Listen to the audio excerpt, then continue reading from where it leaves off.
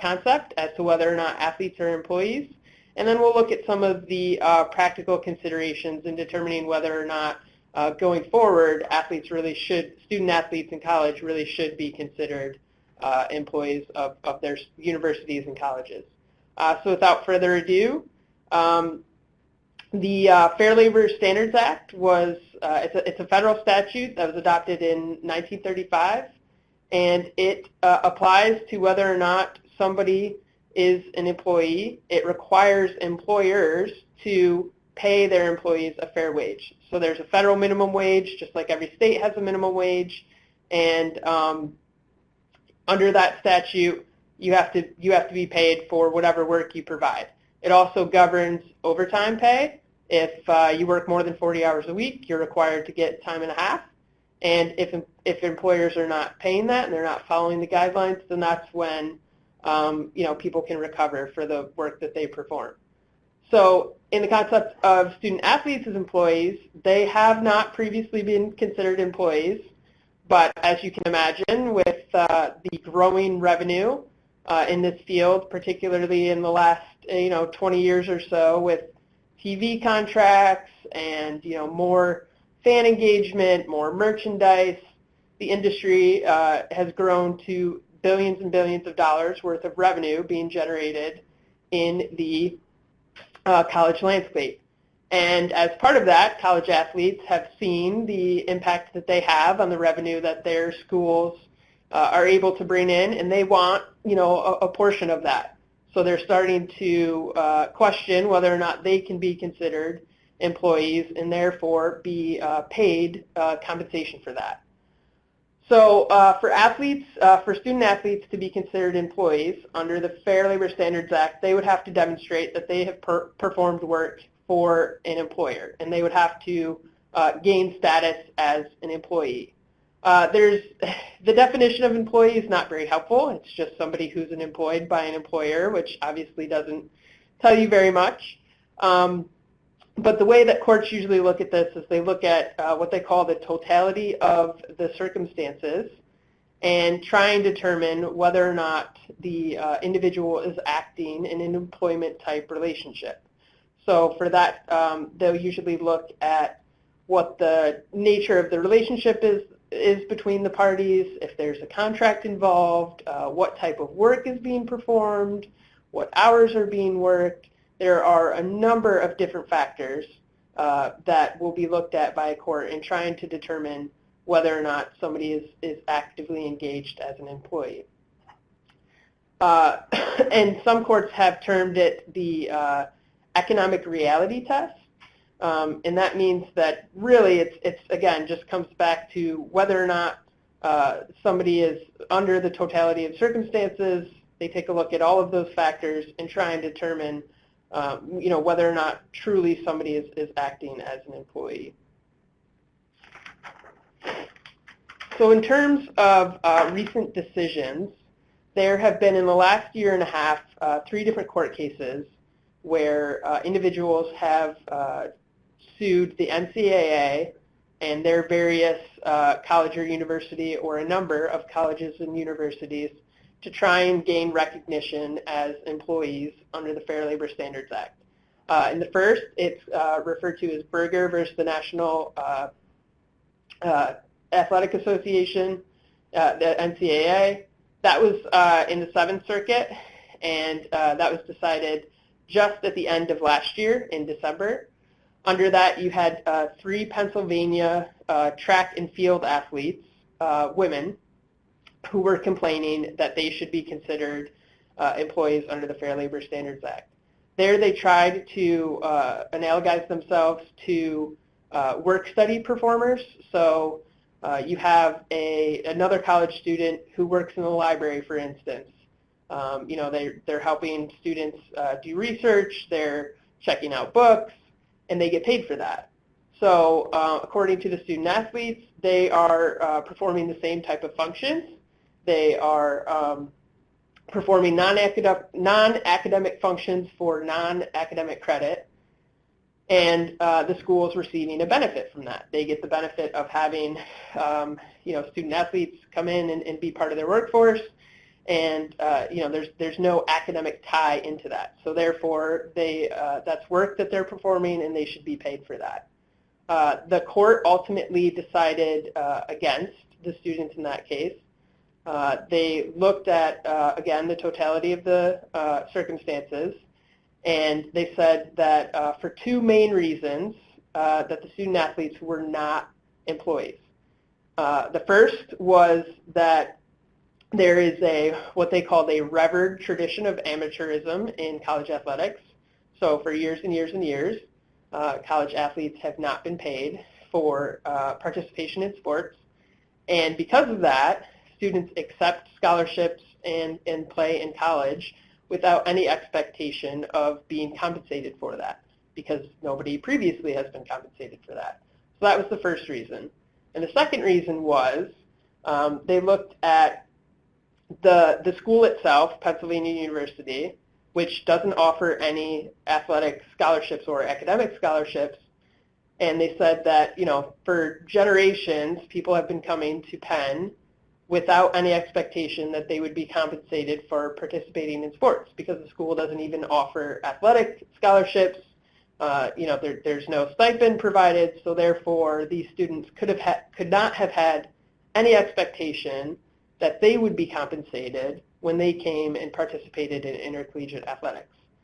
So those were the main two reasons why the court in that case decided that the main benefits were for the students and not necessarily for the school.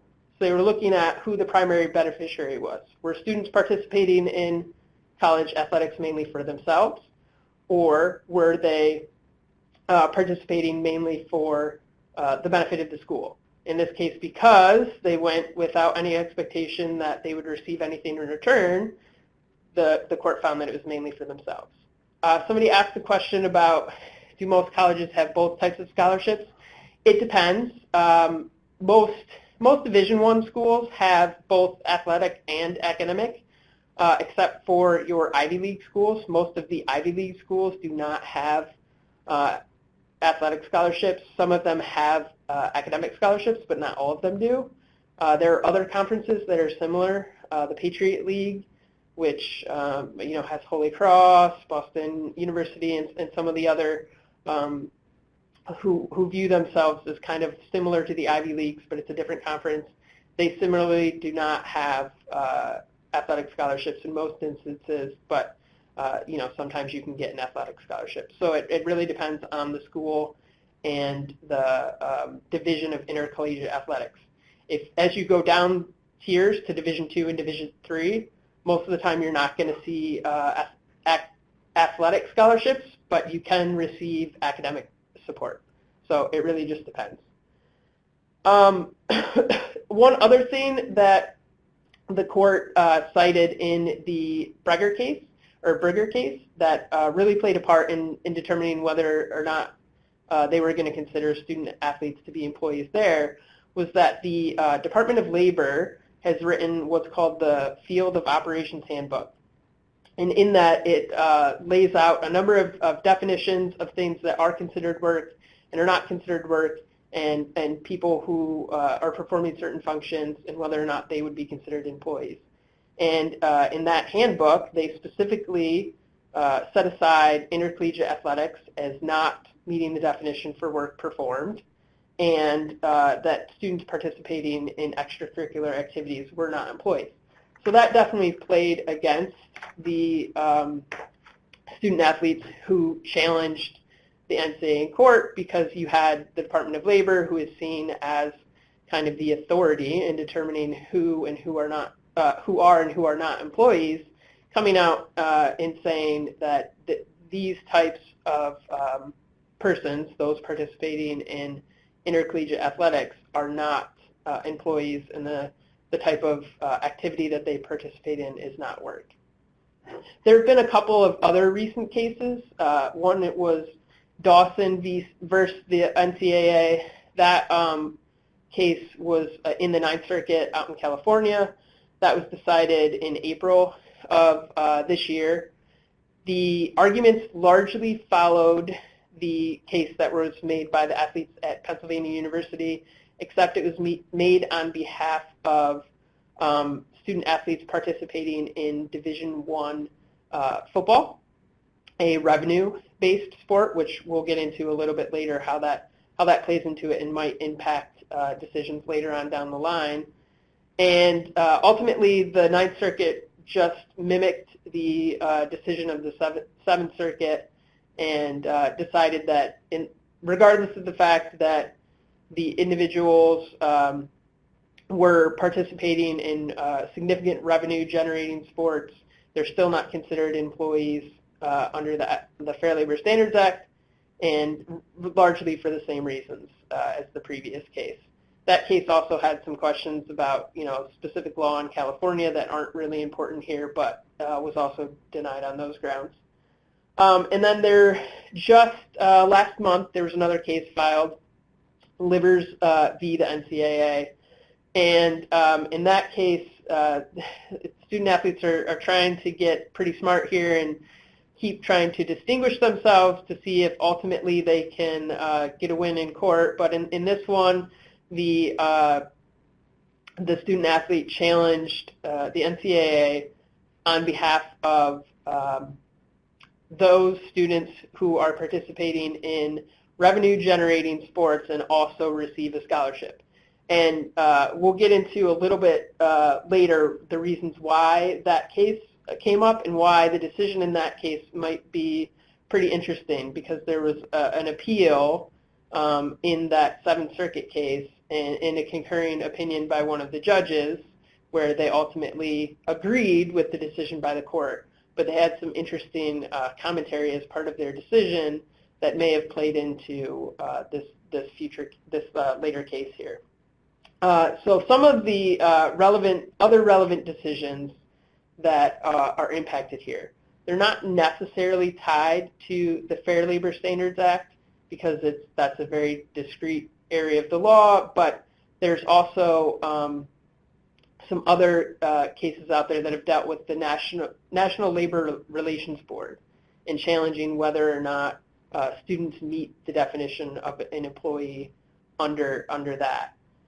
And there's also the case in the Seventh Circuit where the concurring opinion by one of the judges in the Breger case noted that ultimately the reason that he voted against the student athletes in that case was because, again, they weren't on scholarship, they were in non-revenue generating sports, so they weren't really providing any sort of profit to the school. In fact, they were probably just taking away from the school's profit because most sports other than football and then some discrete sports based on different schools, they cost more money than they bring in. So in that case, the judge said that if he were to rule in favor of the student athletes in the Breger case, then musicians, artists, other people who are other students that participated in similar extracurricular activities could also argue that they were employees and should be compensated for their, the art that they created or the music that they created, the time they spent on their activity. But he did note that his decision may have been different if the student athletes were participating in a revenue-generating sport. So in case you're not aware, the main revenue-generating sports for Division I schools are football and men's basketball. Most of the other sports, again, except for in rare circumstances such as women's basketball at Connecticut or probably women's soccer at North Carolina, where they have really a really successful and long history of winning and a lot of support. Most other sports, other than those two, they don't generate any revenue for the school, and they actually just take away from the profits that the school can gain. So because the judge in that case noted that his decision may have been different if it was on behalf of students participating in a revenue-generating sport, ultimately that's why this new case has come out in the same district where now a student athlete is challenging that he's on behalf of all student athletes on scholarship participating in revenue sports, because he's trying to see whether or not he can get a favorable decision from the one judge and then others who would be on the panel with him.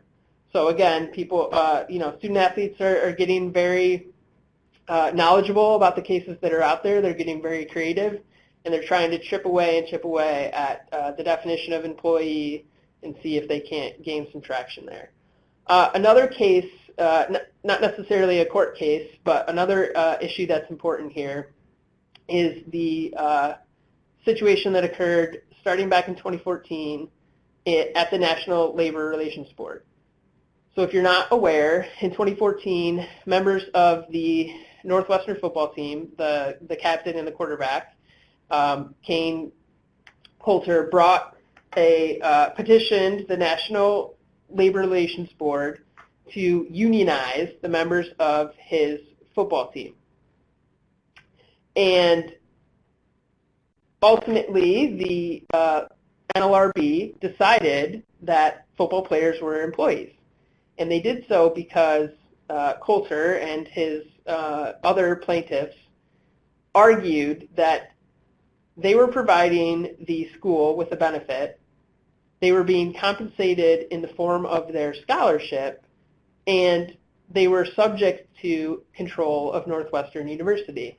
And the way that they did that is, if you think about all of the time that student athletes put into their craft. So they spend more than 40 hours a week working on athletics, going to practice, going to games, film study, weightlifting, whatever it may be.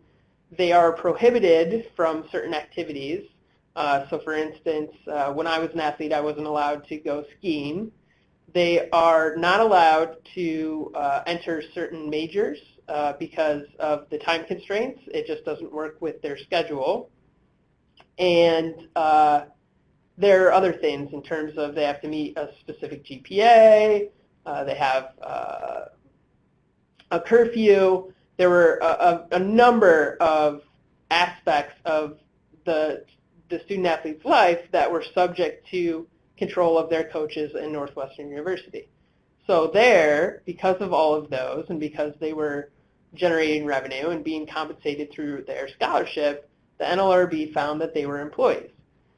That ultimately was appealed by Northwestern University, and it went up to the full panel of the board, who decided not to hear the case. It's a little discreet of an issue, but they didn't hear the case because there are only about 10 or so, maybe a little bit more than 10, but between 10 and 20 private universities that it would have impacted, and Northwestern was the only one in the Big Ten, so it would have created some issues in terms of unionizing one university within a conference and not unionizing others, and how that would unfairly impact student athletes at one school versus others. So they ultimately decided not to handle that case. And they just let it go by, and the Northwestern football team ultimately decided not to unionize. Recently, however, back in February of this year, the general counsel for the National Labor Relations Board, he came back and looked at the decision and determined definitively that Division I football players on scholarship are considered employees, such that they could unionize. Again, for the same reasons that were cited in the original decision. They benefit the university, they're being compensated through scholarship, and they are subject to a vast amount of control by the university in terms of what they can and cannot do. That decision, however, isn't binding on anybody, meaning that while it helps student athletes make an argument that they should be considered as employees, a court doesn't have to allow or to make the same decision. They can look at that and disagree with it, which is what some courts have since done. So even though it's sort of a win, it at this point hasn't gotten them anywhere because no court has adopted it yet. NLR, just to answer some of these questions here quick before we go on to some practical considerations, NLRB stands for the National Labor Relations Board. And for the question about who said that football players were employees again, that would be the general counsel for the National Labor Relations Board. He wrote a memorandum back in February of this year that came to that determination. Hold on, let me see. I think there was one other question up here. I think somebody asked what decided that football players were student athletes again. That's probably a who. If I'm not answering that question correctly, please type it again. But who, again, would be the general counsel for the National Labor Relations Board. So far, that's the only entity that has definitively come out and determined that college athletes are employees. All the court cases so far that have been decided have not gone that route. But there are some judges who are leaning that way for certain aspects of Division I, again, the revenue sports. And then somebody asked, what are the benefits of getting employee status? So I'm glad you asked that, because that leads into my my next topic here, which are some of the practical considerations that would play into what student athletes would gain by becoming an employee, and some of the potential consequences that I don't think a lot of people consider when they just look at the situation and say, well, sure, athletes should be compensated more, for the revenue that they generate for their schools. So the main impetus, or the main reason that student athletes, especially in revenue-generating sports like football and basketball, are trying to gain status as an employee is because they would be compensated. They would have to be paid the federal minimum wage for the amount of time that they spend in athletics. And for overtime, they'd be paid time and a half. So most college athletes spend between 60 to 70 hours a week participating in their sport, again, through practice, games. They have to do film study, there's weightlifting, there's travel time. So schools would have to pay them for all of that time, which could amount to be a significant portion of money and a significant stipend for a lot of college students who otherwise can't make any money because they're not allowed to have another job. But there are some potential issues with compensating student athletes as employees, things that haven't been talked about a ton but have come up at different times. So one of those is if you start paying student athletes, then you also have to tax them because they are earning a wage, and that money would be subject to being taxed by the state and the government. So right now, student athletes get full, well, not always, but a lot of student athletes get full scholarships, or they at least get a partial scholarship. That scholarship can pay for their room and board, it can pay for their books. They also can, depending on the school and the sport, they can also be paid a stipend, which allows for what's called a cost of living award, which pays them anywhere between $2,000 to $5,000 extra to allow them to go out to eat, to buy clothes, to pay for their off-campus apartment, whatever it may be. All of that would now have to become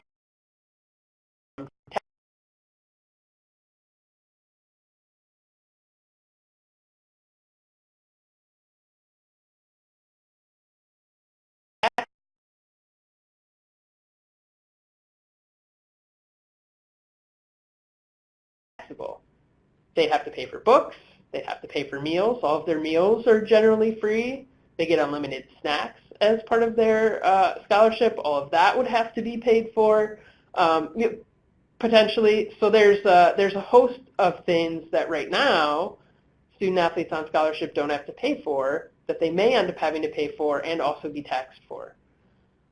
In addition, right now student athletes get a lot of free merchandise. I played in college 10 years ago, and I still have sneakers and clothes sitting in my closet from the time that I spent playing a Division I sport. all of that could potentially be required to be paid for in the future. If your employees, you might have to take it out of their amount that they're being paid to pay for their quote-unquote uniform. In addition, you have right now some Title IX considerations. And what Title IX is it requires fair opportunities for both women and men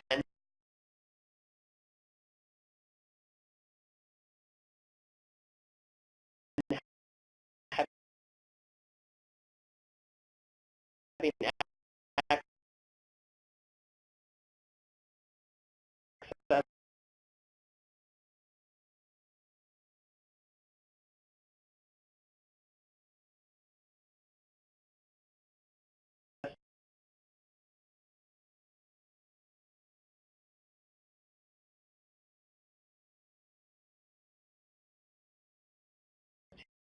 to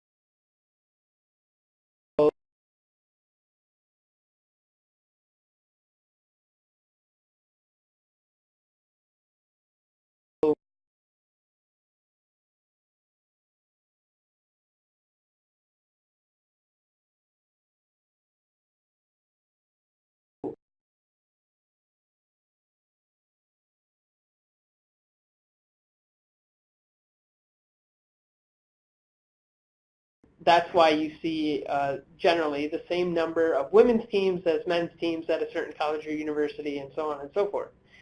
If you start compensating student athletes, are you only going to compensate the ones who are participating in revenue sports, which are all men's sports? And then what happens to the rest of the sports who aren't generating any revenue? Will there be enough money to continue to support those other sports?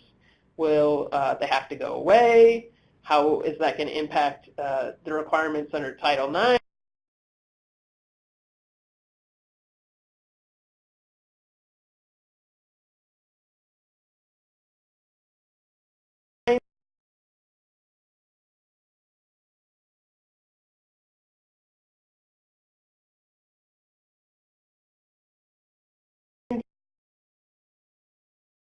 To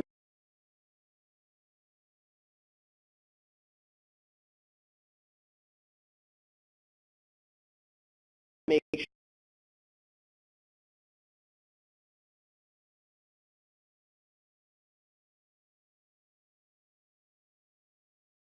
sure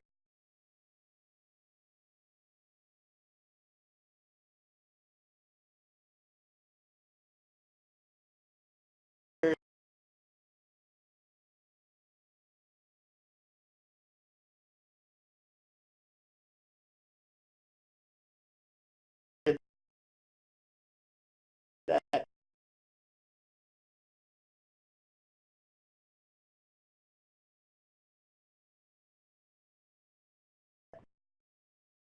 women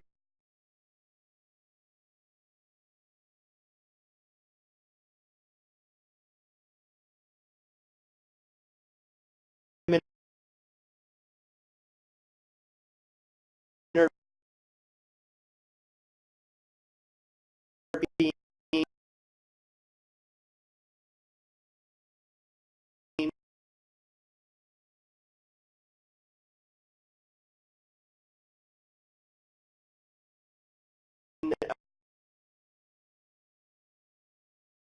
uh,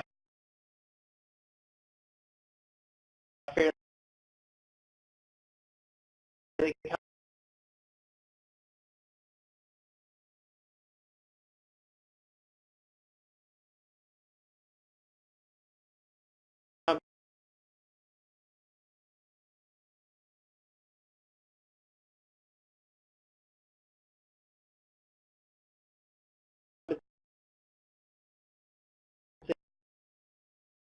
compensated.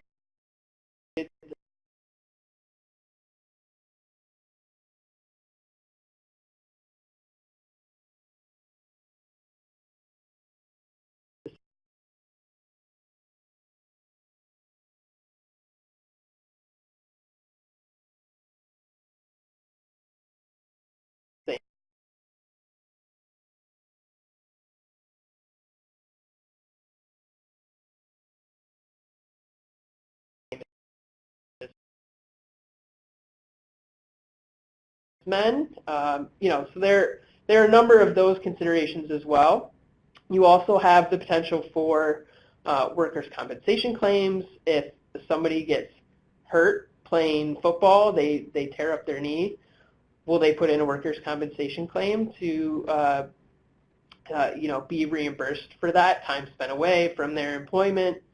Those are some of the practical considerations in trying to determine whether or not student athletes are employees, or in whether it's even in their benefit to be considered employees because of all those issues. And then the last one that I'll mention is, there are constantly arguments or disputes over playing time. If a student athlete is the third string quarterback, they're not getting the amount of playing time that they want, will that turn into a labor dispute or a discrimination suit that they're not being treated fairly as employees? So those are some of the practical considerations, and I think there are a number of questions that I missed, so let me just come back up here and answer some of these. So somebody asked about, aren't they already paid with scholarships? That's certainly the argument that a number of courts have made. Again, depending on what school you go to, what division you go to, you may be getting a full scholarship or you may be getting a partial scholarship.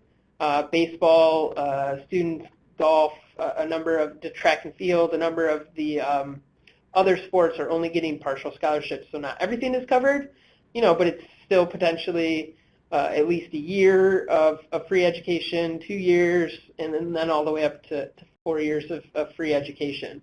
So there is some form of compensation there. And again, if student athletes were considered to be employees, that compensation may go away, and you instead would have to pay out of pocket to go to school, but out of the compensation that you were earning as part of your employment participating in your intercollegiate athletics. And would that cover the same amount as your scholarship? Maybe, maybe not. Then someone asked, would they have to get time and a half, or would they be seen as salaried? There's the potential that they can be considered salaried. There are some exceptions under the FSLA for college coaches, for instance, where if they're over a certain threshold, a dollar threshold, they are considered salaried, and you don't have to pay them for the amount of time they spend over 40 hours a week. But that would be a consideration that would be up in the air, whether or not they would meet that threshold, whether colleges and universities could afford to pay all of their student athletes above that threshold. Most likely not, because they can't. Most of them can't even afford to pay all of their athletic staff above that amount. There are, most of the medical staff, secretaries, even some assistant coaches are not considered salaried. A lot of them are what you would consider, just general hour-by-hour employees, and therefore would have to be paid for any time they spend working over 40 hours a week.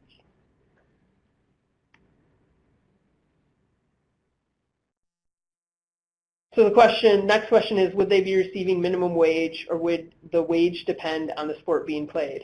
So that goes in to one of the previous comments that I made about whether or not revenue sports would be treated differently than non-revenue sports. For instance, again, golf, track and field, baseball, they're not really generating revenue for the school. So if there was some form of compensation made and it only talked to revenue sports, then it really would only apply to men's basketball and football. And whether or not they'd be truly making minimum wage or depend on the sport being played, that actually is a potential another practical consideration, because could you make an argument that as an employee, if you're the main quarterback at Oklahoma University and you've taken your team to 2 straight Big 12 championships, you're an expert in your field, so therefore you can be compensated for other things, such as this probably isn't a good example because it goes into other considerations, but let's just use it as one for now, autograph signing. So if you set up some autograph signing, or you give a speech about football, could you then be compensated for that? Right now, as an employee, if I go to present somewhere at a big conference, or somebody wants to have a conversation about me with a subject that I'm fully familiar with, I can be compensated for that. So would student athletes be able to do the same thing? Potentially. And then how do you place limits on that? So the big question for, again, particularly men's basketball and men's college football, you have all of these issues with boosters who are paying recruits to go to certain schools and are handing them cash after games, and some other things outside of the NCAA amateurism rules. How do you limit that once student athletes are considered employees, and make sure that they're only being compensated for the work that they're doing and not unduly being influenced by somebody else?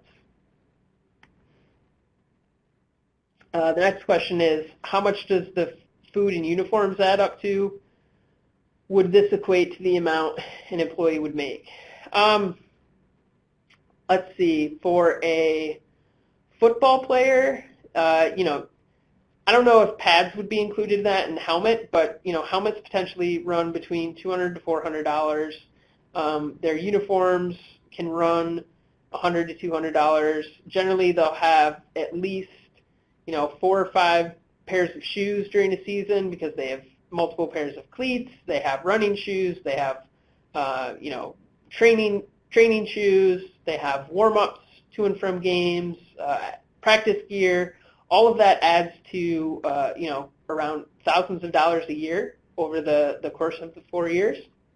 And then food, it again depends on the team and the sport and the student athlete themselves. But you know, your offensive linemen for a football team are eating much more than your swimming team or your gymnastics team.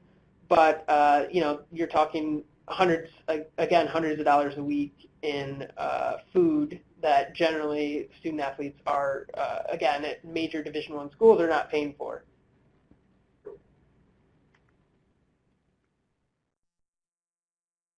Can the college benefit by paying student athletes? If they were to open some of the other NCAA rules, potentially they could benefit because they could require some of the compensation that a student athlete could get, again, for signing autographs, for instance. They could require some of that to be paid to the school as like a licensing fee or you know, a fee for the time spent away from work and some other things. So there's some potential for them to benefit from that, but it's much less than what they're getting now by not paying them. So the negatives of paying student athletes for a college and university far outweigh the potential benefits there. How would the 40 hours a week be counted? Would time spent independently in the weight room be counted? So right now, there's a limit on the number of hours a week, and it's broken down by activity. So there's a certain amount of time that can be spent in film and study, and a certain amount of time that can be spent on practice, and a certain amount of time that can be spent on games. All of that adds up into the 40 hours a week, and schools and universities have to keep track of that. They keep track of their practices, they keep track of the time spent at games, and they keep track of all of their film sessions and their weight room sessions, and they have to turn in logs and certify that those are accurate to the NCAA. Now, that 40-hour a week requirement, well, it's less than 40 under the NCAA, but that requirement only applies to mandated activities. So if it's a Saturday and you're not in season and you want to go, you know, shoot some hoops at the gym, then you do that on your own. That's not a mandated activity that you have to participate in. So that doesn't count towards the limit there. However, if student athletes were considered employees and the athletic facilities were considered their work environment, there may be a requirement for the schools and universities to you know, lock the weight room up, lock the gym up, to make sure that the student athlete didn't go beyond that 40-hour work requirement, because then they'd have to pay them time and a half. If the school itself had an independent weight room, you know, you could potentially run into a situation where that wouldn't be counted as part of the 40-hour work week, because you're going and doing it independently on your own, even though it's a part of the campus. There might be a distinction that could be made there, but otherwise you could run into a situation where that actually negatively impacts student athletes as well, because you know, a lot of them are trying to work towards getting better for college, their college athletics team, or if they have pro aspirations, and if they're now limited in the amount of time that they can spend in the weight room or working on their skills for their sport, then they're not going to, they may not continue to progress, and that may have to be limited for them to meet the hourly requirements as an employee. Right, I think there are a couple more questions here. Does training and practice count as work, or would games played count as work only? More than likely, again, because this is something that hasn't been dealt with, there's no specific bright line rule here, but more than likely the training and practice time would all count. If the student athlete is considered an employee, then the work that they're performing is their intercollegiate athletics participation. And as part of that, you have, again, practice, film session, weight room. So all of that would likely be counted as part of the work performed by the student athlete. What makes student athletes different from pro athletes? So right now, it's that amateurism that applies to colleges and universities. So if you're a pro athlete, you have control over what is called your name, image, and likeness. You can go out and market a certain product if you want to sign up with Nike, develop your own shoe, sell that to consumers. You have control over that. You can go and you can sign autographs and you can be paid for it. You're a professional, so you can be compensated for all of that time. As a student athlete, you're considered an amateur, and there are restrictions on what you can and cannot do. You can't accept money for anything related to your sport. So there's a kicker, I think it was from the University of Central Florida recently, who had his NCAA eligibility revoked because he set up a YouTube channel, and part of his YouTube channel was attributed to his status as a student athlete. It was describing what he did for the football team, and because it was related to his athletic activities, the NCAA told him you can't be compensated for that, but he was accepting money through the ads that were being placed on his YouTube channel. So there are a certain number of restrictions that are placed on what student athletes can and can't do, and it all boils down to you can't be compensated for anything associated with your athletics-related activity for the school, other than your scholarship, what you get in terms of food and uniforms and meals, and that cost of attendance award that I mentioned earlier.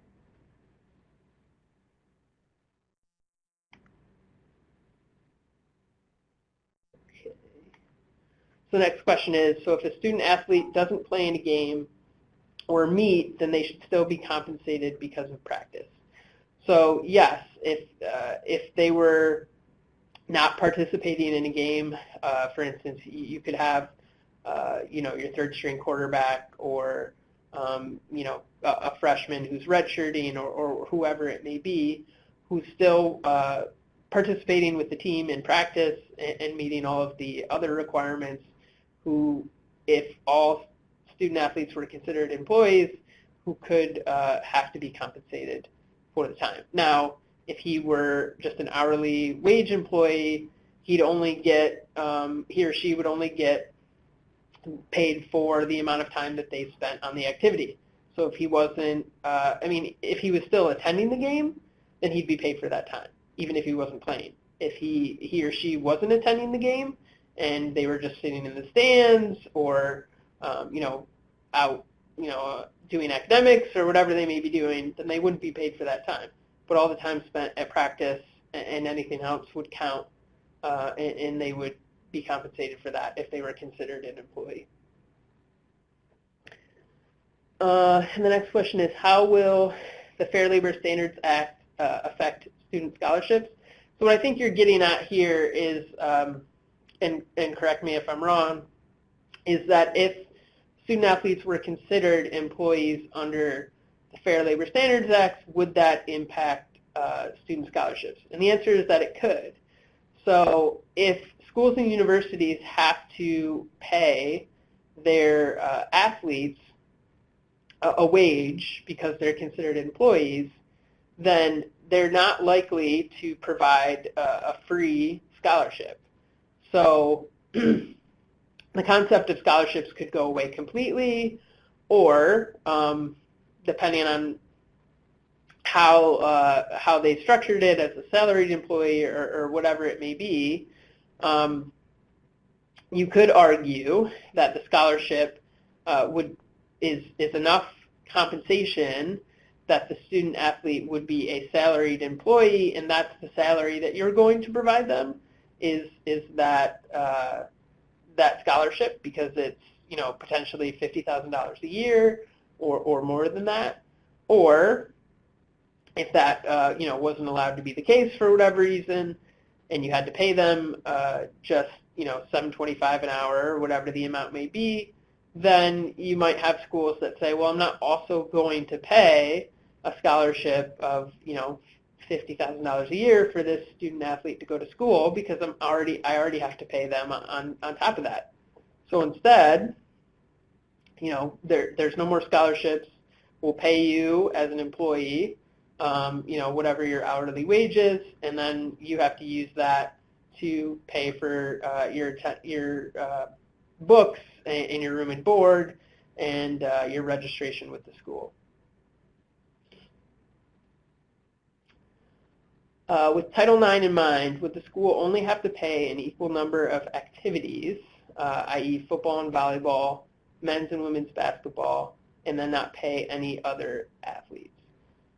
So it can work that way. For instance, with that cost of attendance award I mentioned earlier, that plays into the Title IX considerations. So that stipend, a lot of schools pay it to their football and men's basketball players, but then they'll also pay it to a couple of women's athletics teams because they're trying to balance out those Title IX concerns.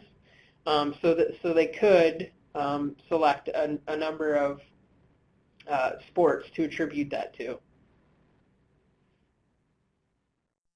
And I think somebody else has a question.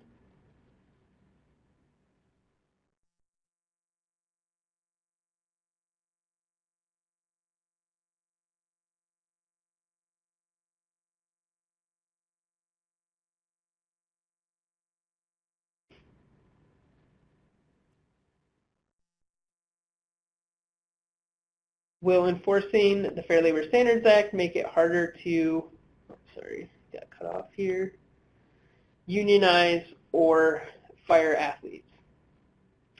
I'm not sure if it would make it harder to unionize because at that point, if you were considered employees, it may actually benefit unionization in the sense that now you're definitively considered employees, and therefore you have a right to unionize if you want to.